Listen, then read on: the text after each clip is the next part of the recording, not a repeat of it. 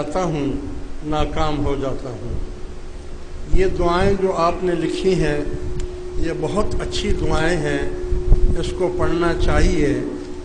اور یہ جو آپ کا دل اس میں نہیں لگتا اس کی وجہ یہ ہے کہ اگر آپ پیر و مرشد والے ہیں تو اپنے مرشد کی طرف دھیان کریں، کوشش کریں۔ دوسری بات یہ ہے کہ دین اور دنیا دونوں ایک ترازو کے برابر ہیں، جیسے پلڑا ہوتا ہے۔ جب آپ کے دل میں دنیا کا پلڑا بھاری ہو جائے گا تو دین کا پلڑا کم ہو جائے گا، اور جب آپ دنیا کو ترک کر دیں گے، یعنی دل سے دنیا کی حرص و لالچ نکال دیں گے، تو انشاءاللہ تعالی دین اور قرآن اور یہ ساری چیزیں اس میں آپ کا دل لگ جائے گا، اور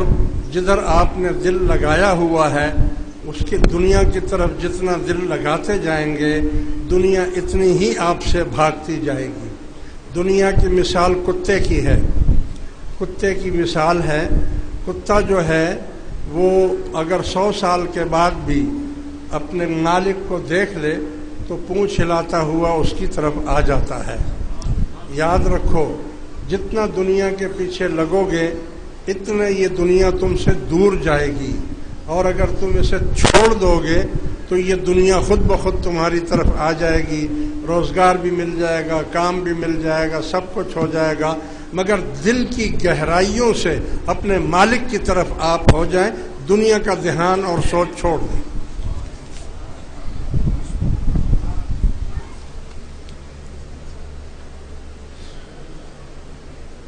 یہ ایک سوال ہے کہ موٹر سائیکل، گاڑی، رکشہ وغیرہ جو ہے اس پر اللہ یا رسول کا نام لکھا جاتا ہے اور وہ گندے پانی سے بھی گزر کر جاتی ہے، تو کیا بے ادبی نہیں ہوگی؟ نہیں، بے ادبی نہیں ہوگی، اس لیے کہ ٹائروں پر کوئی نہیں لکھتا، ٹائروں پر تو نہیں لکھا ہوا ہے، اوپر لکھا ہوا ہے، اوپر تو جہاں بھی ہوگا تو انشاءاللہ تعالی اس سے کوئی بے ادبی نہیں ہوگی۔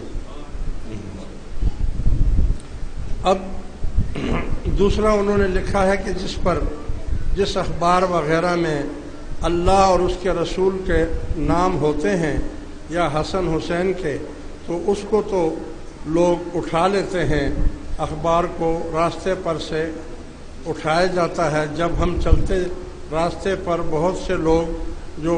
اوپر قرآن کی آیات لکھی ہوتی ہیں بس اس پر توجہ دیتے ہیں اور باقی حصے پر توجہ نہیں دیتے، اخبار نہیں اٹھاتے، تو اٹھانا چاہیے یا نہیں؟ دیکھو بھائی، جہاں تک یہ ہر ایک کے اپنے اپنے عقیدے، اپنا عشق اور اپنی محبت کی بات ہے، جو لوگ ادب اور احترام کرتے ہیں ان کو قرآن تو چھوڑو، اگر انگریزی میں بھی یا کسی بھی زبان میں کاغذ پر کوئی کالا نشان لکھا ہوا ہو اس کا ادب کرنا بھی مسلمان پر لازم ہے۔ اگر کاغذ ہے خالی اس کا بھی ادب کرنا مسلمان کے لیے لازم ہے۔ اگر قلم جس سے آپ لکھتے ہیں اگر اس کے جو چھلکے اترتے ہیں آپ اس کو قلم بناتے ہیں، وہ چھلکے بھی دفن کیے جانے چاہیے، یعنی اس کو بھی ایسے پھینکنا نہیں چاہیے۔ ہمارے پیر و مرشد کاغذ میں کبھی بھی کسی کو کوئی چیز دم کر کے نہیں دیتے تھے، اگر کوئی کاغذ میں چیز لے کر آتا تھا تو ہٹا دیتے تھے، کپڑے میں لا کر آپ ان کو دیتے تو وہ چیز آپ دم کر دیتے تھے، لیکن کاغذ کا بھی آپ احترام کرتے تھے اور فرماتے تھے کہ کاغذ، چونکہ کاغذ اور سیاہی چاہے کسی زبان میں لکھی ہو یہ ادب کرنے کی چیز ہے، اس کو ادب کرنا چاہیے۔ لیکن آج کے زمانے میں اتنا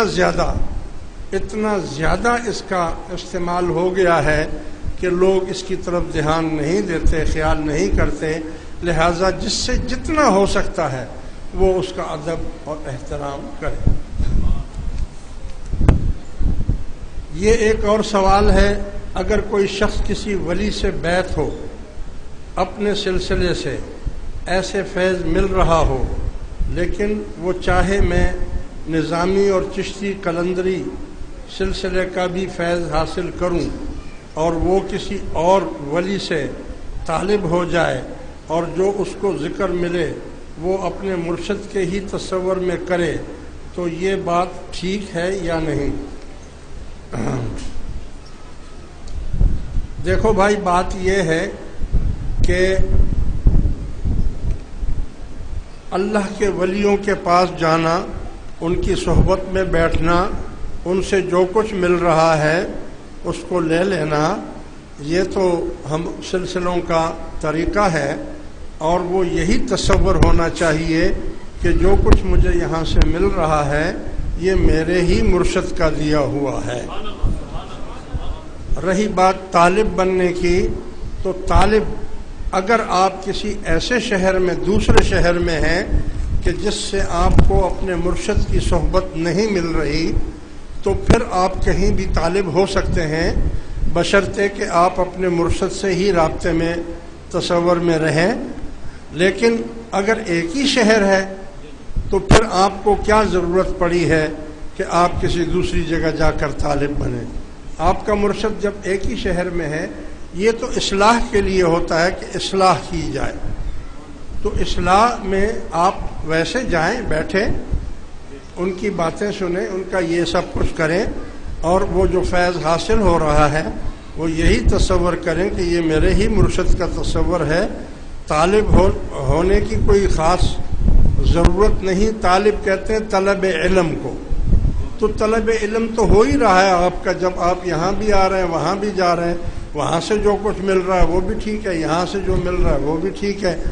تو اس میں خصوصی دوسری بات یہ ہے کہ جب آپ کے مرشد نے آپ کو ذکر دیا ہوا ہے تو آپ دو کشتیوں میں پاؤں کیوں رکھتے ہیں؟ ہو سکتا ہے وہ آپ کو کوئی اور ذکر بتائیں،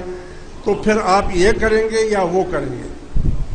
یہ کریں گے یا وہ کریں گے، اتنی فرصت آپ کے پاس ہوگی یا نہیں ہوگی؟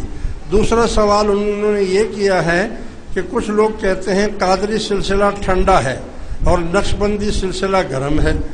اور نظامی قلندری اور سہروردی بھی گرم سلسلے ہیں، اس سے کیا مراد ہے؟ یعنی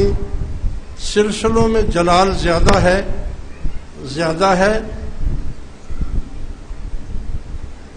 جب انسان نفس کا غلام بن جاتا ہے تو جانور بن جاتا ہے، پیر کامل فرمان اس سے کیا مراد ہے؟ بھائی بات یہ ہے، ٹھنڈا اور گرم یہ تو سلسلوں کی وجہ سے نہیں ہے، یہ تو اللہ کے کرم اور مہربانی کی بات ہے۔ وہ کسی بھی سلسلے سے وہ جلالی کیفیت پیدا کرے تو یہ بھی اللہ تعالیٰ کی ایک صفت ہے، اور وہ آپ کو جمال میں رکھے تو یہ بھی اس کی ایک صفت ہے۔ تو جلال اور جمال اس کا کسی سلسلے سے تعلق نہیں، یہ آپ پر فیض اور مہربانی اور آپ کی طبیعت کے مطابق جو آپ کا مزاج ہے، اس مزاج کی وجہ سے آپ جلال کی طرف جاتے ہیں، اور اب آپ ہی کے مزاج کی طرف سے آپ جمال کی طرف جاتے ہیں، لیکن سب سے بہترین طریقہ جمال ہی ہے، اور جمال کا طریقہ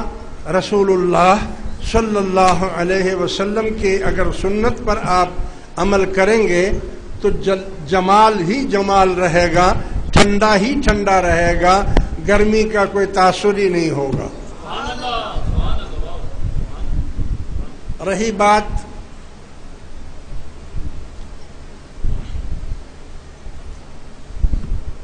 بہت سے لوگ کہتے ہیں کعبہ شریف میں، مکہ شریف میں جلال بہت زیادہ ہوتا ہے، اور وہاں پر لوگ زیادہ جلال میں، کیفیت میں رہتے ہیں، اور مدینہ شریف میں جمال ہی جمال ہوتا ہے۔ صحیح ہے، مگر خدا کی قسم مجھے تو کعبہ شریف میں بھی جمال ہی نظر آیا. مجھے تو کعبۃ اللہ شریف میں اتنا لطف آتا ہے، اتنا مزہ آتا ہے کہ میری تو آنکھیں بند ہو جاتی ہیں.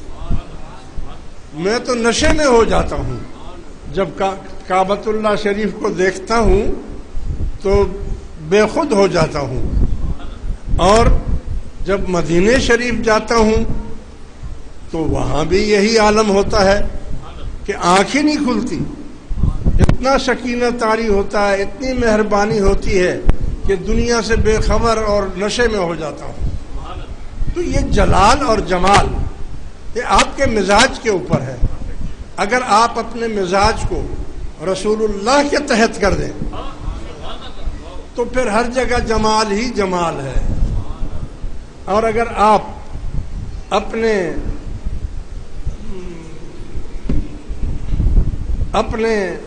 مزاج کو